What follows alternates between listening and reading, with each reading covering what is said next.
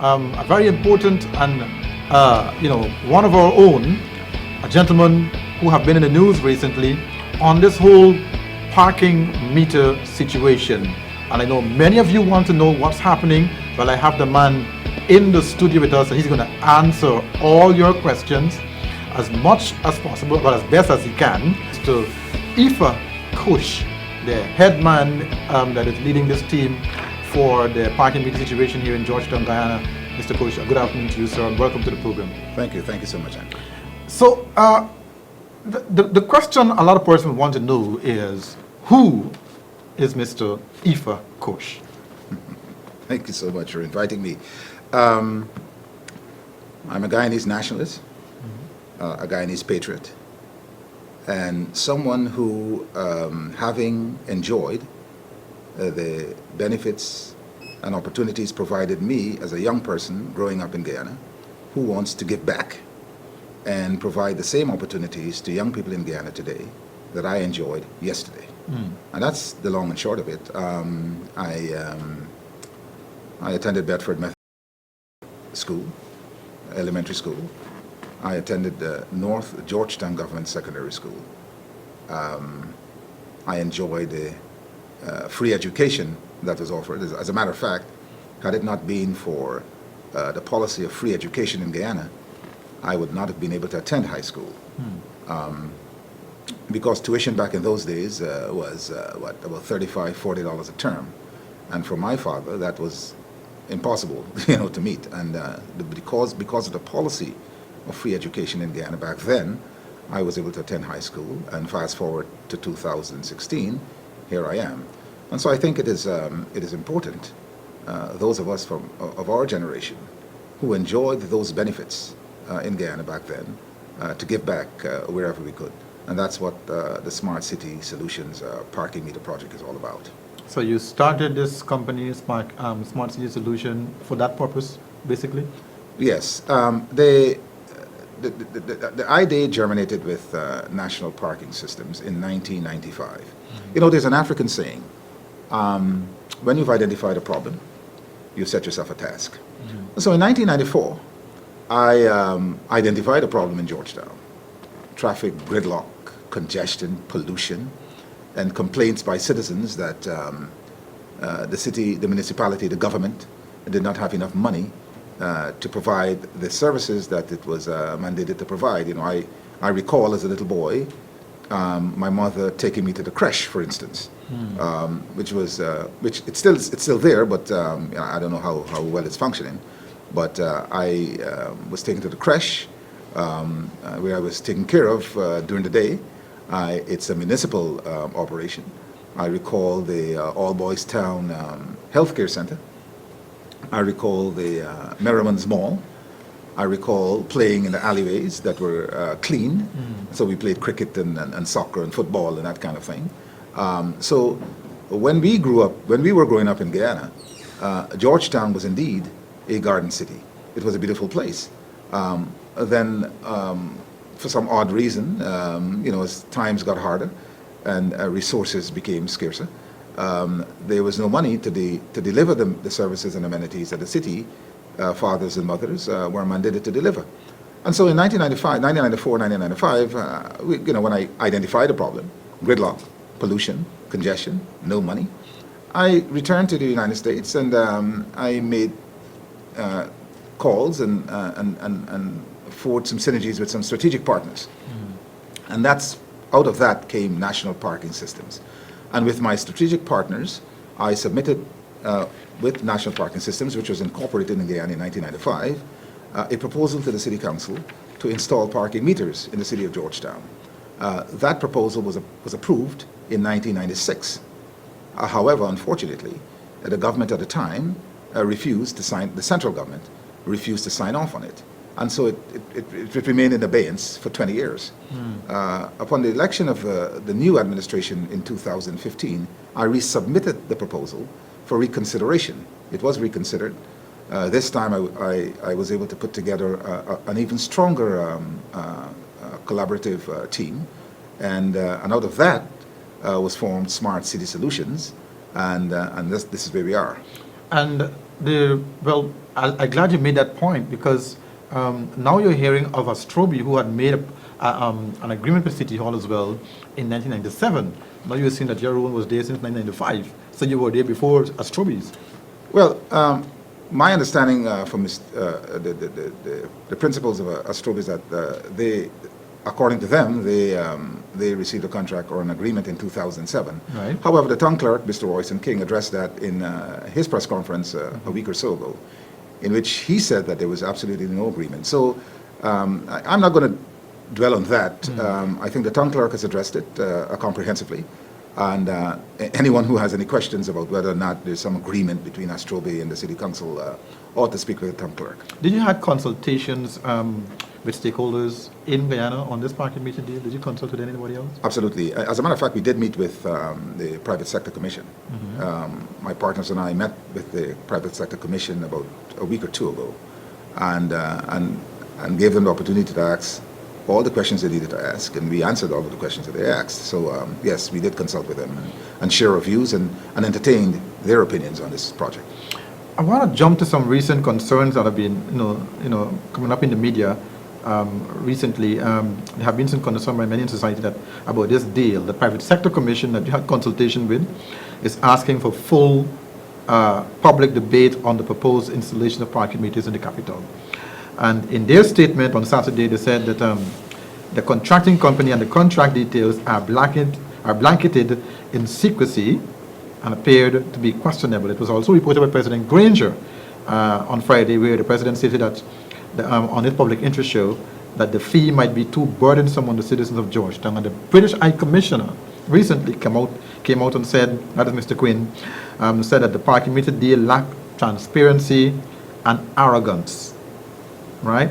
And you know that the parking meter, the government has asked to review the parking meter contract with the Attorney General and the Finance Minister. With all these concerns raised,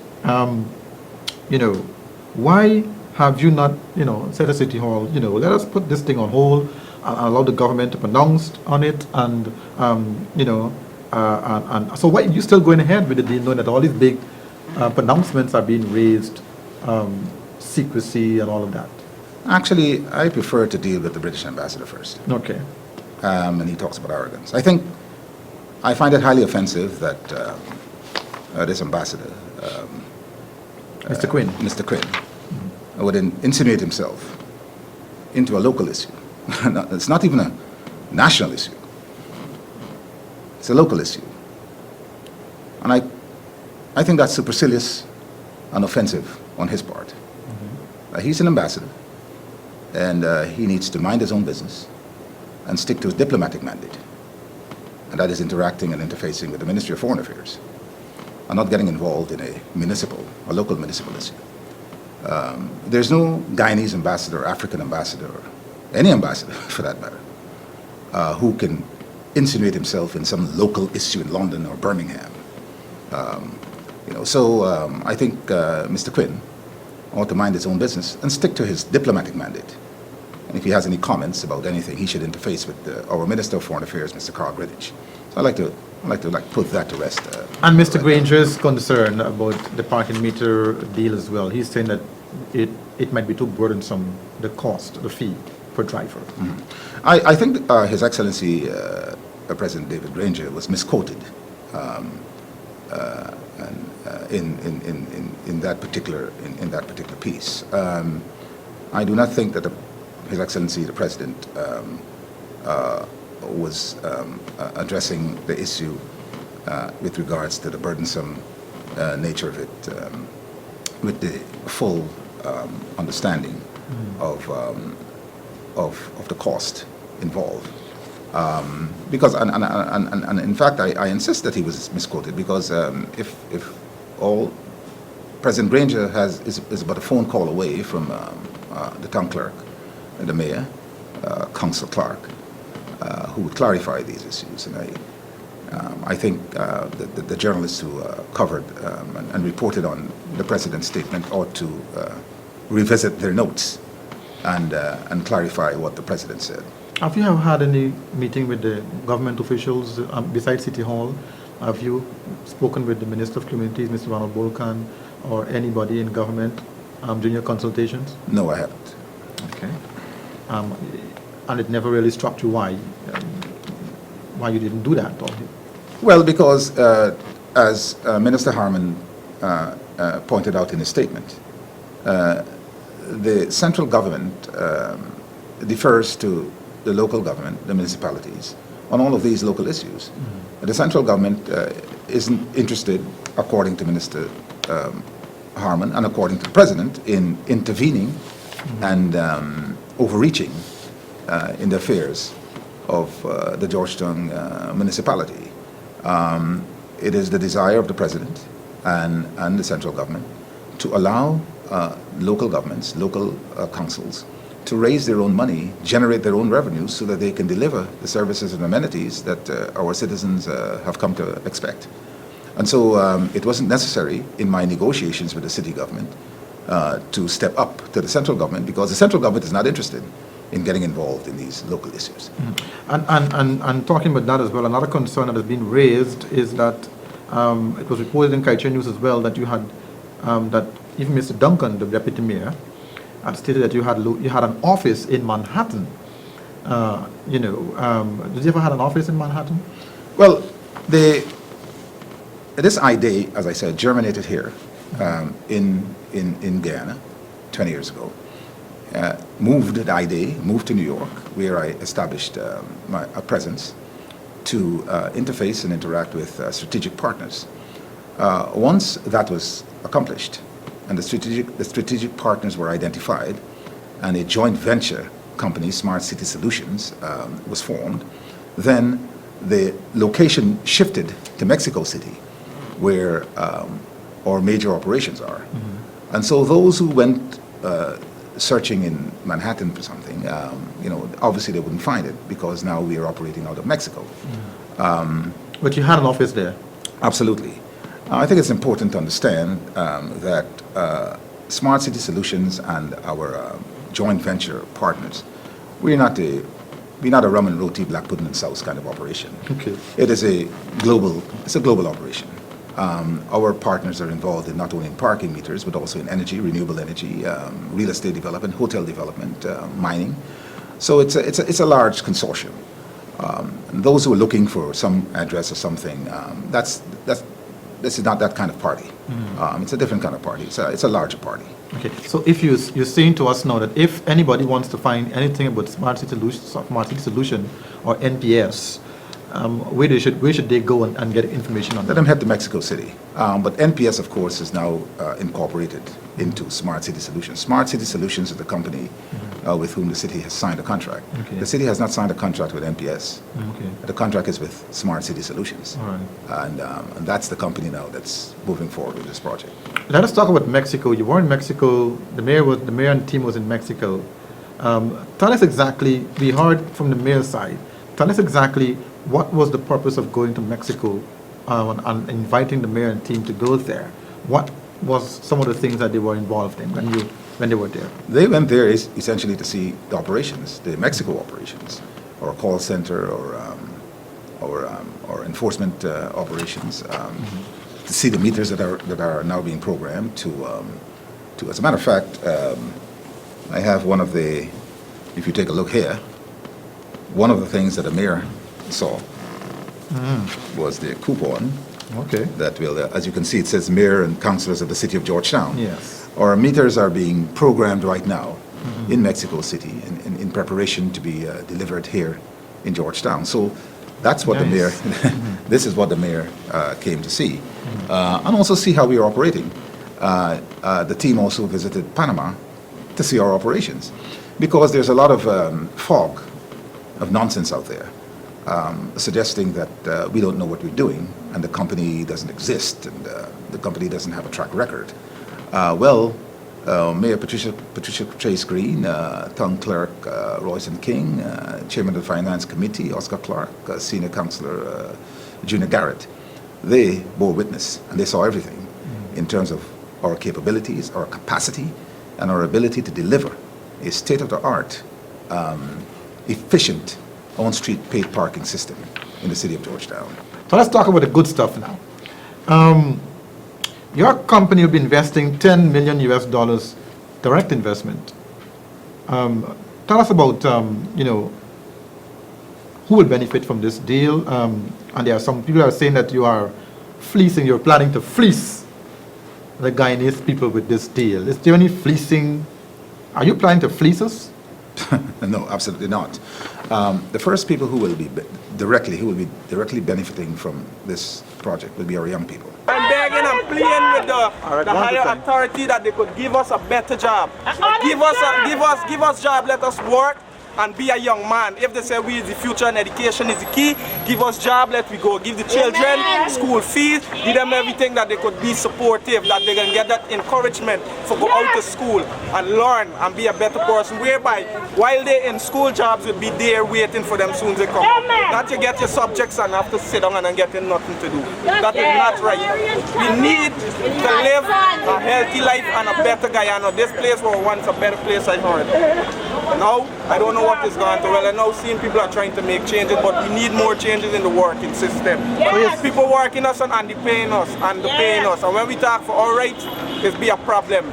So we just need 100 support from whoever's in charge, that they would support this project, that people would be more safe on this road. Look around. You see the youth walking. If this program pass, all the youth will get jobs to better themselves. Amen. We don't want the youth to be home doing nothing. Elevate themselves. Yes! We need you to report that we are to support the project and we need the project to go through. We do not need them to neglect the project. The project is an asset not only to us but to the country. So developing or giving the okay for this project to go through would better us and the country. And the young people would be off the streets, the young ladies would be free from prostitution and development for the country also. There's a high youth unemployment in Guyana. I don't know, is it 30, 40%, 50%? It's very high. Our project will move in the right direction in terms of reducing that level of unemployment. We're talking about a minimum of 100 new jobs, well-paying, unionized jobs that will be created. And the unionized, I think, is the most significant. And these are full-time jobs? Full-time jobs. Minimum wage will be starting off at in excess of $100,000 a month. The jobs will be unionized, as I said, which means that they will be entitled to benefits, which also means that their labor rights will be respected, that if any of our workers are assaulted, there's any sexual assault, any problems on the job, any harassment on the job, the union will be there to represent them. They will not be out there on their own. They cannot be fired at will. They have to be fired for cause. They'll be protected. It will be sustainable. They'll be able to take care of themselves. They'll be able to take care of their families. They can be aspirational on the job because if they perform, they will be promoted. And of course, as they are promoted up the chain, their salaries will be even more. There will be a transferal of technology, transferal of know-how. Those are the direct beneficiaries. The young people will be the direct beneficiaries of this project. But let me add. In addition to the direct employment that we will be creating, we'll also be creating indirect employment. So, for instance, the contractor that we will hire to install the machines, he has employees that he will be hiring. The contractor we will hire to install the signs, the no parking signs, the parking hours, etc. He also has employees that he will be hiring. So it's not only the 100 jobs that we'll be creating directly, and a minimum of that, but even the several hundred other jobs that will be created by the contractors we'll be hiring. So that's a very, very significant. Well said. Tell us about the tier of workers that will be employed with Smart City. How does it break down? Who are you employing? We have our enforcement agents. We have our secretary, their administrative staff, the office manager. We have our call center people. The people will be sitting in the call center, taking calls from consumers, from drivers who have issues with whatever. And we have our managers who will be managing overall. We have our enforcement manager. In fact, our enforcement manager has already been identified. He is Mr. John Daniels, who is the former deputy traffic chief Wow. here in Georgetown. So Mr. John Daniels is going to be our enforcement executive, and he'll be responsible for overall enforcement. And then you have a team to promote your stuff, to promote Smart City throughout the country as well. Oh, of course. I'm just checking, man. I'm just checking. That is, so the word out there is, who will be employing these people? Who will be employing them? Yes. Well, Smart City Solutions. Yes, the recruitment agency will be doing this. Oh, there's no recruitment. There wouldn't be any kind of recruitment agency. We'll be hiring them directly. When would this employment, Within the next few weeks, we'll be posting advertisements and in the newspapers, and people will be able to apply. Right now, we're negotiating for office space. All right. It's finding office space is kind of it's kind of a challenge in the sense that in terms of location.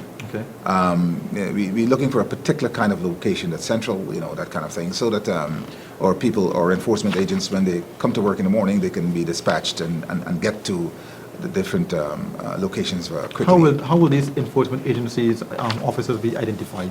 Oh, they'll be wearing uniforms. They'll have uniforms, and we'll be working in collaboration with the city police. Okay, In close collaboration with the city police. So, for instance, it's the city police who will be writing the tickets. If you happen to be out of compliance. You pull up to a parking space, you pay for half an hour, and then you do not return in time to remove your car. If the police sees that the sticker here, for instance, this basically says, look, you paid to park at 14:59. That's when it started, and it will expire. It will expire at 14:59. That's what it says here. It will expire at 2:59, right? So if the police, the city police, and this will be placed on your dashboard, right here on your dashboard. All right. So the police will come, check, and see that it is now 3:05, and there's no new ticket there. So he will write a ticket because you're now out of compliance. And right. at that point, once a ticket is written, a message is then sent to our or to Command Central, where our enforcement agents will come to make sure that you resolve this problem. let's talk a little bit about the parking meters themselves. When would the first set of parking meters be arriving in the country? In September, maybe the first or second week of September, we start installing them. Demonstration? Oh, the demonstration meter is already here. We will be rolling it out in a few days so that citizens can interface with it and get to understand how it's working. Yeah. So tell us about the workings of this parking meter. What will it do? How would it be operated in terms of, the technical aspect of it? I mean, in some countries, they have parking meters set up in different blocks and it cover a wide area. What would person expected to do when they go to a parking meter? What is the workings around it? Well, you're correct. These are multi-space parking meters. So each meter will cover approximately 10 to 15 spaces. Okay. So what happens is the driver pulls up, he takes out his card, he has to buy a card from one of our distributors. We're using NFC technology, near field communications technology, contactless cards. So you pull up to the parking meter, you take out your card, you flash it in front of the card, the meter. Now, each card will be denominated in 1,000 denominations, $5,000 denominations, $10,000 denominations, etc. So you flash your card in front of the parking meter. You punch in the time that you want to stay there. If it's $150 worth of time or whatever, that will be deducted from the card, and you go your way.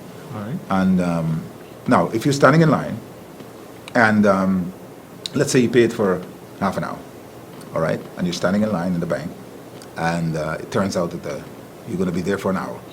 It will not be necessary for you to leave the line and run back to the machine to put in more money. You can stay right there in line and pay. Wow. And from your cell phone. All All right. And another feature that's pretty attractive, and it will be attractive for business people. So if John Public has a haberdashery store selling whatever, shoes or whatever, clothing or whatever, and he's part of our program, when a driver pulls up in front of the machine that's located in close proximity to Mr. John Public's haberdashery store, if Mr. John Public's haberdashery store is part of our program, the machine will generate a coupon, a discount coupon, which will encourage the driver to go to Mr. John Public's haberdashery store and purchase something at a discount, 5% off, 10% off, or something. All right. like So that. you're saying stores will also have benefits with this parking meter and also, as well as drivers. Absolutely, absolutely, absolutely. I see. So it's a twofold thing. Yes, of course. Those are the tangible benefits. The intangible benefits are reduced pollution because of the reduced congestion. Because some people may decide, look, I don't want to pay to park, so I'll drive in with my buddy and my neighbor. So they'll carpool. All right? So there will be less cars on our streets. And of course, with less cars on the street, there's less congestion, less pollution, less congestion, less gridlock. So there'll be a freer flow of cars moving through our city. And of course, these meters are solar powered. So there's no carbon emissions. There's no greenhouse gases that will be emitted. So the carbon footprint will be zero with these machines. And then I think the other significant benefit of this project is the revenues that the city of Georgetown will be able to generate.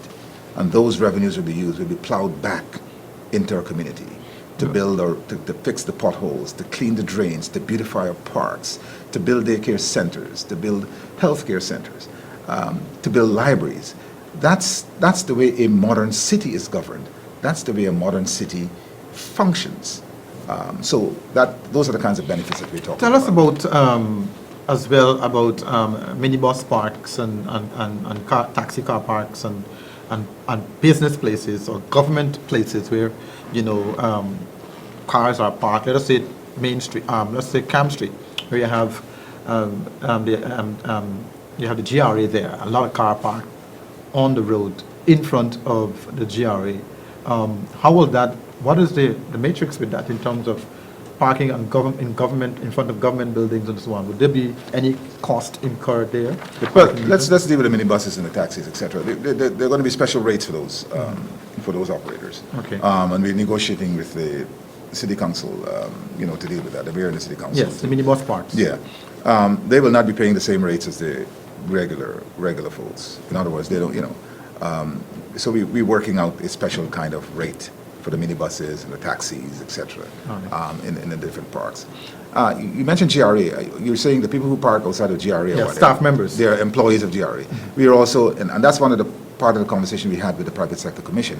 We are prepared to work with the Private Sector Commission and work with government agencies to work out some sort of a package kind of arrangement for people who drive into the city and who have to park on the street.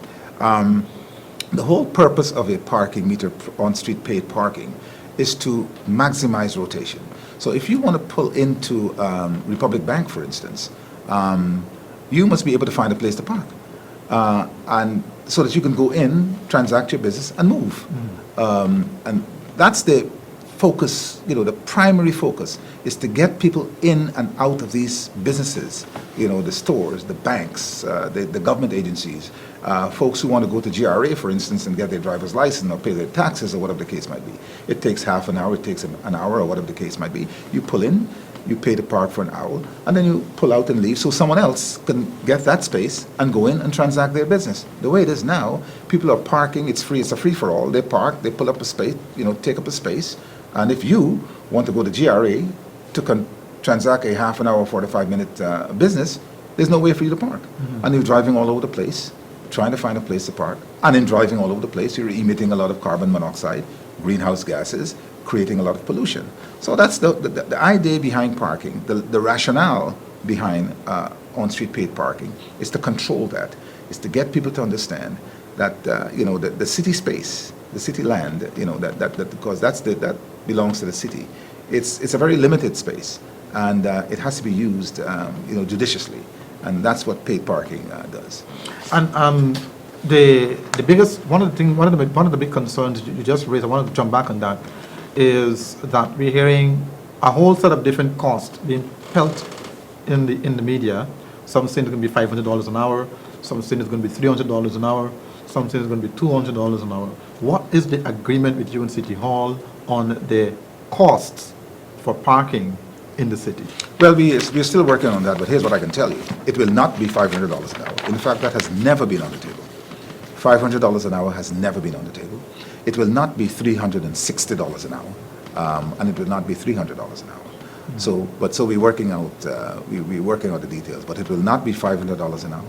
It will not be $300. It will not be $500 an hour. The way that there's a parking lot on Regent Street, close to Camp Street there, between Camp and Alexander, I guess. And the drivers there, they pay $500 an hour. Our rate will not be $500 an hour. And then there's someone who tried to establish a parking lot, the parking field on East Street, and the rate that he charged was $360 an hour. That was a dismal failure. Our rate will not be that. So everyone relax. It's not going to be an exorbitant amount of money at all. Just for the record's sake, when this program will roll out and develop for 49 years, if other municipalities see the need to have smart city bring in parking meters into their district, would that be a part of it as well? Like, of course, we'll negotiate with Linden, we'll negotiate with Bartica, we'll negotiate with New Amsterdam. I mean, we have to look at the metrics. We have to look and see whether or not it's feasible. Whether or not there's enough spaces. There are enough spaces. To make something viable. Right. All right. So, our time is up. Mr. Coach, thank you very much for being on the program. Thank you, sir. Evidently, you are tough enough. Thank you, sir. Thank you so much. Thank you. That's our program for this evening. We wish you all the best as you continue the rest of the week. Stay safe and God bless you.